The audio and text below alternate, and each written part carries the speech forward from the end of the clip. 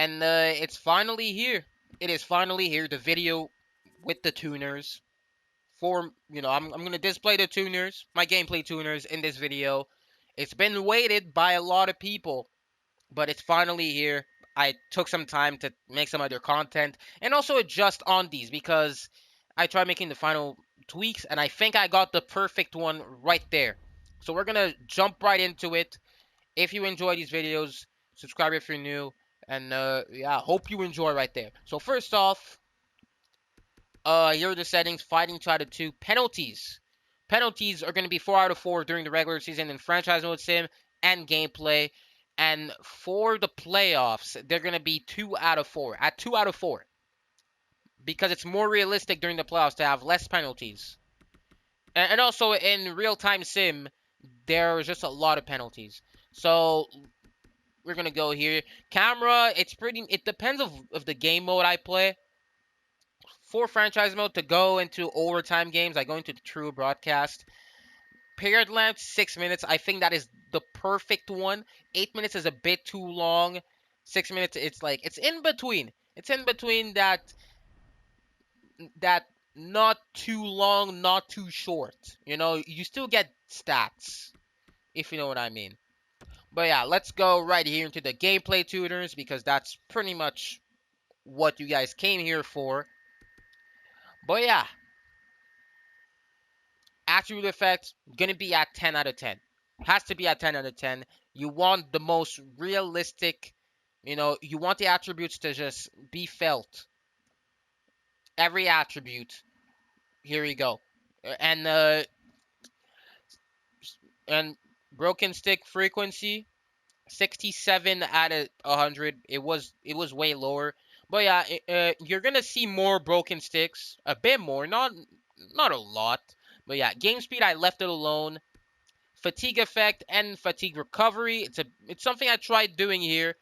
You're gonna have short shifts by players, and also what's gonna happen? You're gonna have to play your fourth line. There's no more gonna be first line spamming. You're gonna have to play your fourth line at some point in the game, and it's more realistic like that. You get more realistic ice time from players with these tuner sets right there. And the injury occurrence, it just depends on the situation. Franchise mode sim, I have it at 10. And during gameplay, I leave it alone. Skating. Back skating, puck carrier agility, puck carrier skating, all at 45. Back skating because players who are back skating shouldn't back skate as fast as a player would skate forward. Skate forward, skate backwards. It should be harder to skate backwards than to skate forward. So I lowered that. Puck carrier agility, and puck carrier skating down at 45. A player with the puck shouldn't be as fast as a player without the puck. It's common sense right there. Player acceleration 60 is just to have some burst of speed, like especially with the AI. So I just kept it like that. Skating speed and skating agility, I left it alone. Shots, it's something I did a lot of work with. 15 for one-timer accuracy. One-timers are just so overpowered in this game. So, lower them at 15. It's going to just... the players with good one-timers, with good shots, are going to be able to hit them now. Shot accuracy, same, 30. Again, the importance of having a good shot. Like, the players who don't have a good shot are going to struggle more. Shot power, same thing. Powerful shot. Players with less powerful shots are going to struggle more. Same thing with the slap shot. Same concept. Shows the importance of having a better shot. A good shot. Pass assist down at 25. I think it's more preference, but, I just want to keep it like that. Passing, I made it faster. 40 out of 100, and 70 out of 100. It's going to have these hot passes. In this game, I feel like the passes are too slow, especially by the AI sometimes. So yeah, in the NHL, it's these hot passes. They're going to be, speed. Same thing for saucer passing. They're not slow. They're like all fast. Everything goes fast on the ice. So look at this. Pass accuracy, again, a player with bad passing is not going to pass the puck well. It is that simple. It's like that.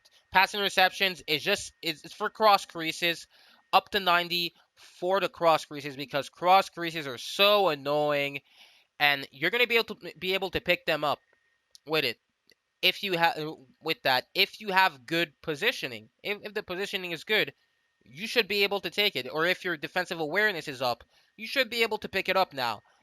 Uh, Pass reception is up to 40. Again, it's for it's gonna be for the weaker players, the worst players. But yeah, reception reaction time up to 75.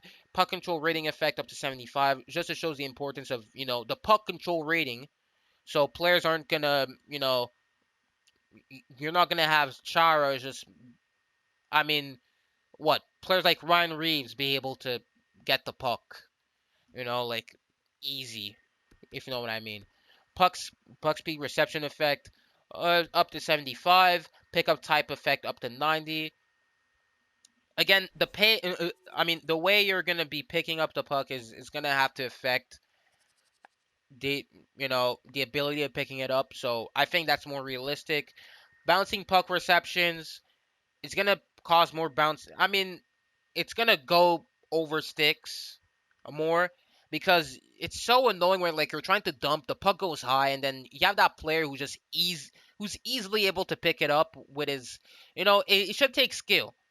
It's not gonna happen. It's the player's gonna pick it up sometimes, but most of the time, if it doesn't look easy, they're not going to pick it up. And also, it causes some good bounces. And talking about the shooting here, one last thing I want to say to clear up with the shooting. Also, with the shot being less accurate, with players that could be missing the net, it could lead to interesting bounces. There could be a rebound, a rebound where like you have more variety of goals, So it's something I wanted to have with these tuners. Puck control. So about the deking, this is the tuner set that would make better better puck handlers show out. So you're gonna have players like Kucherov, players like McDavid, players like players like Kane, players with good hands. We're gonna just showcase it more, because you know if a bad player is gonna try showcasing with these tuner settings, with this set of puck control, they're gonna lose the puck. So be sure to have that. It actually works. It especially with the AI. The AI it's gonna actually work even with them. No joke. And even on pro difficulty also, because my tuner set is on pro difficulty. Keep it at pro difficulty if you want to make it work. I'm just going to clear this out also. Pro difficulty is key because if you put it at all star or superstar, it's gonna be impossible. It's not gonna play the way it is supposed to play, the way it is meant to play. So keep that in mind. Goalies. Again, I try helping them out here, putting them high goalie save reaction time, especially with cross crease, which is very common in this game.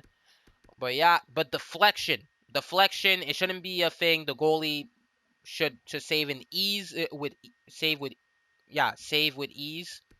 So yeah, goalies shouldn't be able to get deflected pucks unless it touches them. So that's how I want. Also with screen effect, it shouldn't be easy for it's gonna really show the importance of screening the goalie and how effective it could be. In this game, it doesn't showcase at all. So I decided to put him up at 85 here. Checking. Uh, like these stumbling, I don't like them. So down to 10. Stumble threshold and stumble and follies a bit to 40. Hitting assistance to 35. I think that's a good point to be. It's not too much. Aggression with the difficulty being at pro, you should have players you should have players ram at you. So if you're gonna put it at all star, it's not gonna work. So keep it, at pro with these 85 and 90. I think that is a good setting. I think players are gonna be reasonably aggressive with that. You know, when they need to be aggressive, they're gonna step up to you and when you have the puck, and then bump you off the puck, especially with the bigger players. Hitting power, it's gonna showcase the importance of having a powerful hit. So it's gonna just tone it down. Size effect. Size should 100% matter with checking with the outcome of the hit. Like it's a mess. It's a mess with normal tuners. You have small players being able to completely hit big players. But yeah, speed effect. If you put it higher, I'm gonna tell you right now. If you put it higher, your guys are gonna get completely killed all game. All game they're gonna get killed. So keep it like that. It might result into injuries, and they're gonna be. If you put it higher, there's gonna be big hits every single hit. Every single hit is gonna be a big hit. So keep it at 30. That is a good point to be. Checking balance rating effect. If you're balanced, you're gonna be able to stay up. If you aren't, it's also with the checking. You have to be a good hitter to be able to hit. Preparedness effect. I toned it up a bit, honestly. Oh god, I lost some air a bit. But yeah, preparedness effect. You should be prepared to pretty much do everything on the ice. Shooting, deking, performing, like passing. I think it's pretty much common sense here. So I toned it up a little just so that it doesn't have a big impact. But I still I did a little. Incidental contact effect 75, poke checking accuracy and poke checking power at 40. Poke checking this year is actually pretty effective, which is something I asked. Which I think that's good. I think that is good, honestly. Stick lift effectiveness. I mean, I think tripping penalties are still a problem, and also with incidental contact effect not being up in normal tuners, it's still a problem with poke checking because sometimes it doesn't like you could be clearly poke checking the puck and then the player doesn't lose the puck because also with the puck control rate tuners, you have that glued puck thing, you know. So with these tuners, with that puck control, one last thing about them, it actually it takes out that glued puck. So the puck is actually live. It's not glued to your stick. So it's actually good. And also with the incidental contact, it actually takes off the puck. Like it actually looks more realistic. Stick effectiveness. It's also a problem because it always causes in hooking penalties, which is annoying. Like stick penalties in general are pretty annoying. But yeah, up to 70, it's not too crazy. But yeah, penalties up to 48. I do not like my games filled with penalties, so I kept it under 50. All stick penalties are going to be at 7. They are annoying. They are bad. They are annoying. They happen every single time, especially with the AI. These dumb animations that do nothing but cause penalties. They should, again, EA, it's one of the problems in your game. Elbowing, I left it alone. High sticking, again. Cross checking, I thought it would actually have some cross checking penalties, but it actually doesn't. Boarding, left it like that. Charging is kind of a problem, but it's not that much of a problem. But at 40, delay of game 70. You don't Even with 70, you don't see a lot of delay of game penalties. Anyway, I barely see. Holding 40, it's kind of a problem, especially with board plays. The AI is going to hold you. It's going to board play you for too long, and it's going to result into holding penalties. This is going to prevent less. And interference. 83.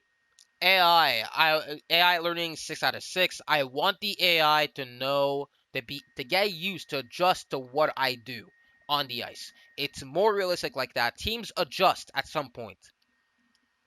CPU difficulty adjustment.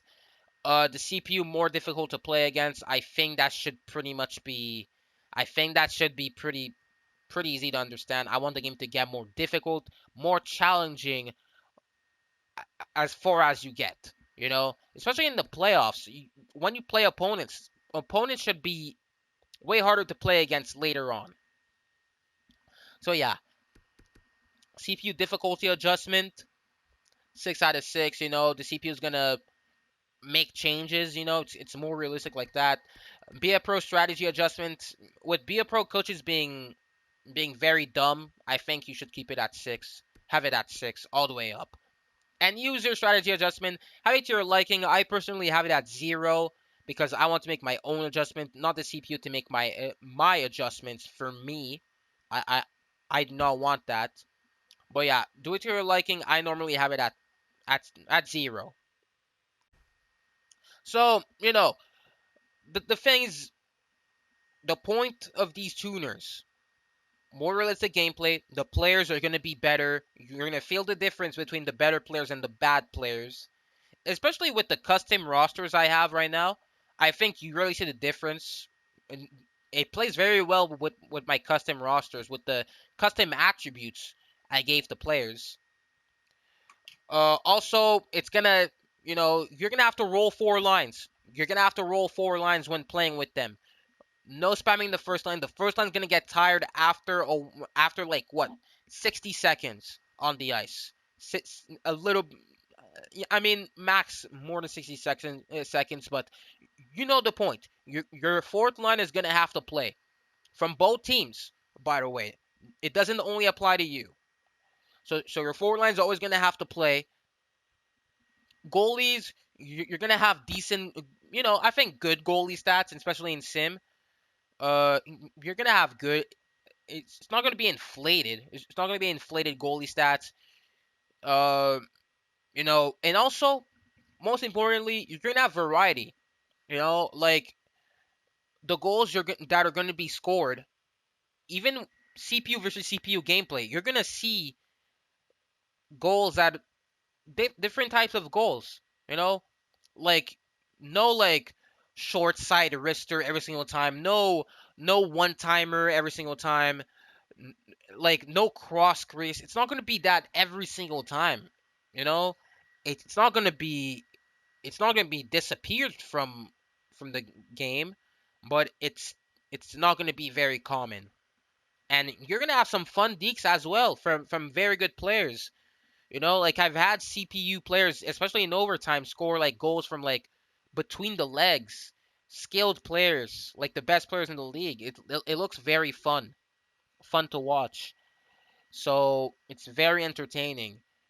But yeah, I'm going to show you guys proof of that in the comment section, in the description. I'm gonna have two videos of gameplay between it's two different matchups. If you want to try these tuners and you're not sure how they're gonna play, uh, these two videos might help you, and it's gonna give you an idea. It's CPU versus CPU, but it still gives you an idea of how they might play for you. So yeah, I hope you enjoyed the video. Subscribe if you're new. Click the like button. Comment down below how it goes, how it worked for you. And yeah, guys, I'm probably gonna have an updated one, like if I ever change them, probably at the end of the year. And even in NHL 22, I'm gonna have these videos. But yeah, hope you enjoyed. See you guys in the next